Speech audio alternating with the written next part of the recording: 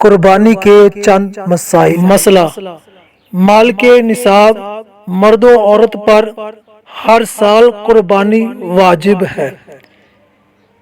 یہ ایک مالی عبادت ہے جو خاص جانوروں کو خاص دن میں اللہ کے لیے ثواب کی نیت سے ذبح کرنا، اس کا نام قربانی ہے۔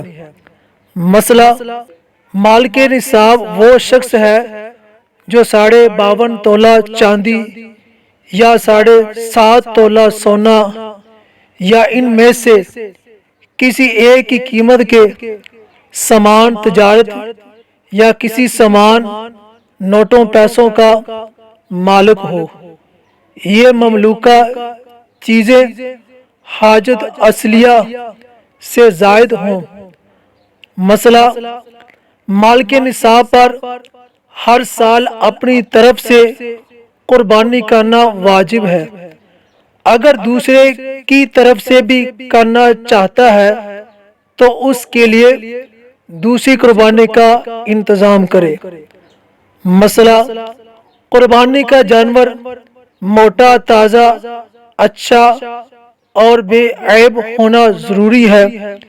اگر تھوڑا سا عیب ہو تو قربانی مکروہ ہوگی۔ اگر زیادہ عیب ہو تو قربانی ہوگی ہی نہیں۔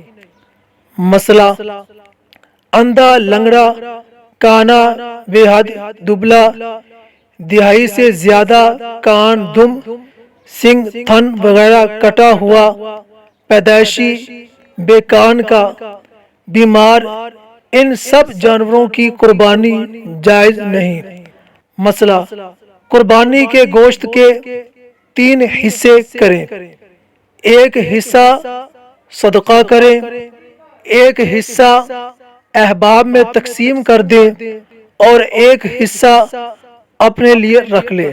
مسئلہ: چمڑا، جھول، رسی وغیرہ سب کو صدقہ کر دیں۔ چمڑا کو خود اپنے کام میں بھی لا سکتا ہے۔